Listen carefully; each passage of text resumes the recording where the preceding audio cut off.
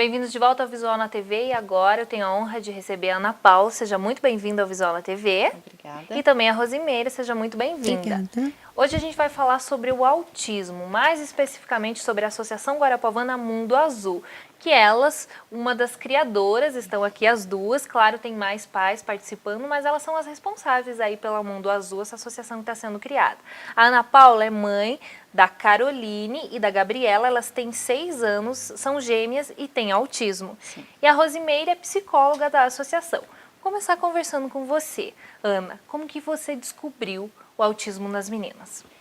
A descoberta foi demorada, sabe, do ponto de vista, porque elas tiveram um desenvolvimento típico, que é um tipo de características em algumas das crianças dentro do espectro autista. Elas se desenvolveram bem, elas tinham um comportamento normal, uma fala gradual para a idade delas. No entanto, quando elas tiveram 1 ano e meio, 1 ano e 3 meses a 1 ano e meio aproximadamente, elas começaram a ter retrocesso do seu desenvolvimento. E quando questionávamos aos médicos, nos diziam que isso era normal, que era comum de gêmeos, que as coisas iam se resolver com o passar do tempo. Aí então a escola, elas estavam no pré, porque elas estudam desde 1 ano, pouco menos de 1 ano, né, em escolas, começou a perceber Que tinha algo errado. isso, principalmente porque o contato com outras crianças estava cada vez isso mais evidente. Eles então nos pediram para que fôssemos atrás de um diagnóstico mais preciso, um laudo mais especializado, e nós fomos então para Curitiba, porque aqui o diagnóstico era sempre o mesmo, elas estão normal, estão dentro do desenvolvimento típico, enfim. E lá em Curitiba, o neuropediatra as examinou depois de praticamente 3 horas de consulta e veio a bomba de que realmente elas estavam dentro do espectro. De autismo. Isso. Como que você recebeu, Ana, essa notícia? Afinal de contas, você falou aí de toda a sua busca e pesquisa, né, para saber o que elas tinham. Mas acho que nenhum pai vai preparado para receber essa notícia. Você foi ou não? Não. Na verdade, eu fui buscando um laudo dizendo que elas não tinham nada. O mesmo laudo que você teve aqui. Isso, exatamente. Eu fui só para tentar confirmar o que todo mundo me dizia. Você sabia que tinha algo de estranho, Isso. mas não aceitava. Não. E quando a gente recebeu o diagnóstico foi algo assim muito chocante, sabe? Porque você vê uma criança que os exames não detalham nada, eletro não diz nada e que visivelmente não existe nada de anormal. Só alguns comportamentos que você não entende o motivo, enfim. E quando eu vi aquelas 2 meninas ali saudáveis com o diagnóstico, eu me deparei com uma situação completamente estranha. Porque quando você tem um filho, mesmo quando você está gerando um filho, você cria uma expectativa de uma vida baseada no tudo de melhor que você possa oferecer. Você sonha que ele vá ser médico, vai ser engenheiro, vai ser arquiteto, e depois de um laudo desse, você tem que rever todas as suas prioridades de vida. Para falar então desse apoio psicológico, agora eu vou inserir na nossa conversa a Rose.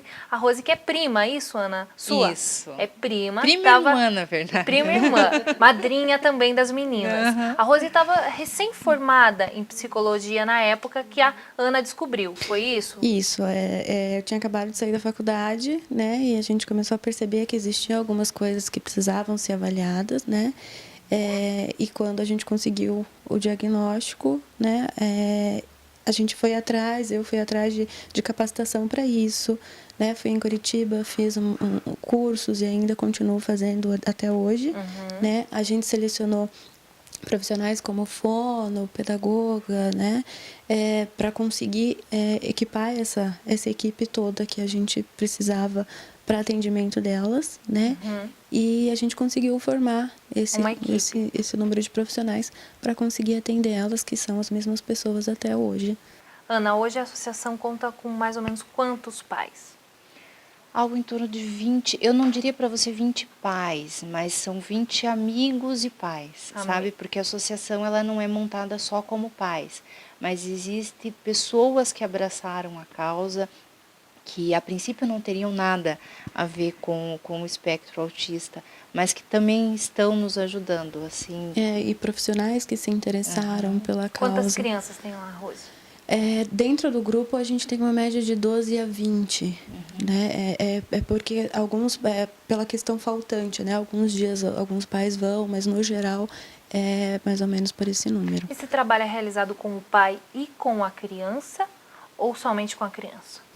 Quando a gente tem um diagnóstico precoce, né? Quando a gente consegue que essa criança tenha uma avaliação adequada e tenha um diagnóstico, a gente trabalha com a criança, com a família e com a escola, né? Agora, quando ele é adulto, né? Porque a nossa realidade é um diagnóstico tardio, né? Então, a gente não consegue fazer um trabalho um pouco mais completo, né? Então, a gente acaba limitando isso a mais à família, né, para conseguir lidar com isso, e um pouco da escola também, quando ele ainda está inserido, né? A nossa realidade é que, às vezes, nem no ensino regular ele estaria mais, né?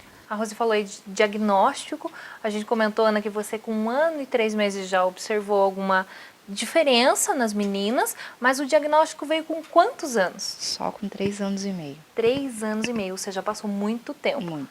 Isso é uma coisa que é sempre lembrada quando fala-se em autismo, é que tem que começar o tratamento precocemente, mas a gente não consegue descobrir. No seu caso, não conseguiu descobrir, então elas começaram só com 3 anos e meio. E se eu fosse pensar em que algumas coisas que muitas pessoas, muitos especialistas na época me diziam, eu ia ter esse diagnóstico, inclusive, um pouco mais tarde, sabe? Porque a gente escuta muito, isso é uma frase que a gente escuta em todos os pais, sabe? Que a gente leva as crianças em médico e eles dizem assim, não tem como eu te fechar um diagnóstico agora, você tem que esperar lá pelos 6, 7 anos, sabe? Daí já passou muito tempo. Justamente, e isso é uma realidade, infelizmente, que a gente vive. Muitos pais acabam pensando, não, o médico realmente disse para mim para eu esperar. Então vou esperar. E essa espera é uma perca irrecuperável para cada uma dessas crianças. Rose, fala como psicóloga agora para a gente entender, para os pais que estão nos assistindo também e que desconfiam que o seu filho possa ter autismo, essa demora é prejudicial. Bastante, né? Então, toda criança que tem ausência do contato visual, né, que não desenvolve uma brincadeira com funcionalidade, então, assim, ela não usa o carrinho para brincar, né? Se interessa mais pela rodinha, né, não tem uma função mesmo para aquela brincadeira como uma criança na mesma idade, sem ter a característica do transtorno. Quando existe uma dificuldade de interação com outras crianças na escola, né? Então, tudo isso, na dúvida, a gente precisa encaminhar, né? Porque a nossa realidade é um diagnóstico tardio, né? E quando a gente consegue um diagnóstico um pouco mais tarde, isso fica mais difícil de ser trabalhado, né? Então, quanto mais cedo o diagnóstico, melhor o prognóstico, melhor uma qualidade de vida e uma intervenção para essa família, né? Vocês, assim, na opinião de vocês, acham que os médicos ainda não estão preparados, os pediatras, para dizer que o filho está com autismo? Eu acredito que ainda não, né? Eu acho que falta um pouco da visão, né? Porque eles são as pessoas que têm o primeiro contato, né? Geralmente, quando a mãe desconfia dessas características, é o pediatra que encaminha, né? E a nossa realidade infelizmente, é um pouco triste quanto a isso, né? A gente não vê tanta preocupação, né? Como a Paula mesma falou, vamos esperar mais um pouco, né? Mas na dúvida, essa espera pode ser muito prejudicial para essa criança, né? Então, a gente precisa ter uma intervenção cedo, né? E precisa que toda a equipe profissional, não só o médico, né? Como a criança dentro do espectro também tem um atraso muito significativo na fala, então é normal ela chegar aos 3 anos sem falar, né? Então, geralmente, esse profissional também pode ser uma fono, né? Então, a gente precisa encaminhar para um neuropediatra com uma visão, né, do espectro autista, ou para algum profissional que consiga diagnosticar, conseguir levantar alguma característica para a gente conseguir fechar um diagnóstico, né? Um bebê pode dar sinais de autismo? Pode. Quais sinais? aquele choro sem motivo aparente, né? Aquela inquietação, você chama a criança e ele não mantém o contato visual, né? Geralmente bebês se interessam por barulhos, né? Por chocalho, então a gente pode estar Cores. chamando, a gente pode estar chamando a atenção dele, né? E ele não está prestando atenção nisso, né? Então precisa ser avaliado também. E consegue já fazer um trabalho desde bebê? Consegue, né? A gente foca muito mais na brincadeira, né? Então também existe algumas coisas voltadas para bebê que é interessante. A nossa realidade no município, eu ainda não peguei nenhum caso de bebê, né? Pelo diagnóstico ser tardio, mas A nossa existem realidade aí são crianças a partir de quantos anos? Com diagnóstico, você diz, a gente tem de 7 a 8 anos, mas eu já vi casos de 13 anos conseguir fechar um diagnóstico, né? E isso é muito triste, porque os pais, a família inteira e ela já sofreu por toda uma trajetória, né, que poderia ser evitada. Então, alguns comportamentos a gente poderia reverter e ela poderia ter uma maior qualidade de vida, né? Isso que realmente não acontece. Se um pai que estiver nos assistindo agora nesse momento, ele desconfia que o seu filho tem autismo, ele pode procurar um local específico, agora pode ter em Guarapuava, realmente, olha, leva lá, conversa com a associação, vocês, no caso, que estão montando essa associação, tem algum médico específico ou é você como psicóloga? Como é feito? Geralmente, alguns pediatras, quando desconfiam dentro do município, encaminham, né? Porque já conhece o trabalho, a gente já tem um contato, e eu encaminho para fora, né? Existem alguns profissionais que precisam, que têm uma maior visão, né? E que acabam retornando com diagnóstico. Então, é um diagnóstico que não é fechado por exames, né? É um diagnóstico clínico, é observação comportamental. Então, não pode ser fechado por apenas um, né? Então, a gente tem que ter essa rede de encaminhamento para conseguir fechar isso, né? Então, infelizmente, a gente ainda não tem um local específico para que isso seja feito, né? Mas geralmente a gente tem, como a nossa equipe foi formada por causa das meninas, a gente acaba trabalhando em conjunto. A gente já vai conversar a respeito especificamente da associação, para contar como que ela vai funcionar, o que vocês estão precisando. Agora me conta um pouquinho mais assim da sua experiência como mãe, o que você sentiu de melhora nesses quase 3 anos aí que as meninas estão fazendo tratamento, melhorou realmente, elas estão diferentes, e qual o grau? Um é diferente da outra? Por mais que elas sejam gêmeas, elas estão num grau diferente. Isso é, inclusive, uma característica muito marcante do autismo. Nós não temos uma espécie de autismo. Nós temos graus diferentes em pessoas diferentes.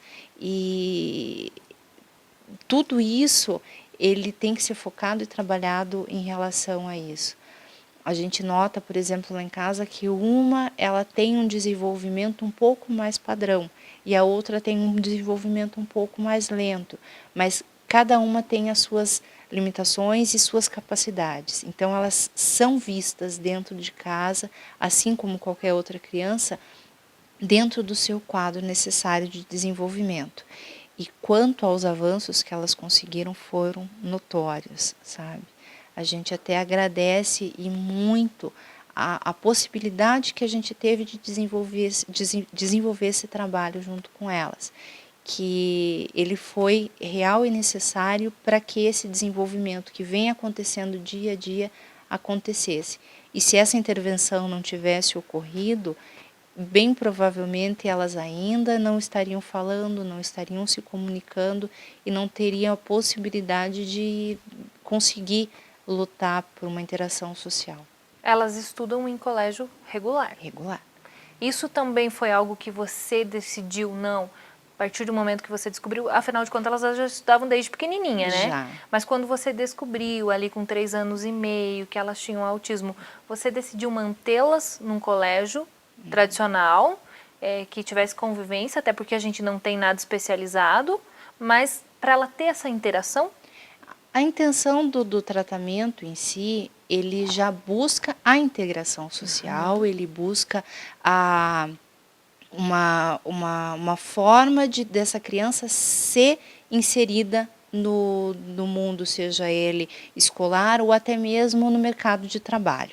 Então, o nosso foco em especial da associação, é possibilitar isso. E se eu retirasse as minhas filhas do ensino regular, eu estaria quebrando tudo isso que eu busco para elas. E a escola, na época a qual eu tive o diagnóstico, foi uma parceira insubstituível para isso. No entanto, era uma escola que só ia até o primário, o pré, né? E eu não ia conseguir entrar com elas no ensino fundamental e ter uma continuidade. Então, quando elas estavam próximo de completar os seus 4, 5 anos, eu tive que optar por uma outra escola. E aí foi uma busca muito, mas muito dolorida, você não imagina. Eu chegava nas escolas e perguntava assim, tem vaga para as minhas filhas? E a escola se abria, com certeza tem. Quando eu dizia, elas têm um diagnóstico de autismo, as vagas sumiam. As vagas desapareciam. Inventavam desculpas. Isso, e na época nós não tínhamos a lei que dá respaldo, né, quanto a isso, o que para mim, de certo ponto, foi até bom, porque eu consegui achar uma escola que as recebesse de braços abertos, não por uma obrigação legal, mas porque eles realmente estavam dispostos a recebê-las. E até que nós encontramos uma escola que não tinha criança dentro do espectro, que não sabia o que era o espectro, mas que estava pronta a aprender isso, e lidar com a situação. Isso. E abraçou a causa das minhas filhas e hoje elas amam aquele lugar, tem os amiguinhos de escola que as amam de paixão e depois que elas foram inseridas ali, já apareceram mais 8 crianças na mesma escola e eles estão atrás de capacitação, buscam, sabe, uma melhora, e um dos focos deles é justamente a aceitação do diferente. A gente tem muito para conversar ainda, mas eu vou fazer um breve intervalinho. No próximo bloco a gente vai falar mais dessa associação, aí como que as meninas estão trabalhando, as dificuldades, como você pode ajudar e saber um pouquinho mais sobre o autismo. Não sai daí que eu volto já já, um minuto só.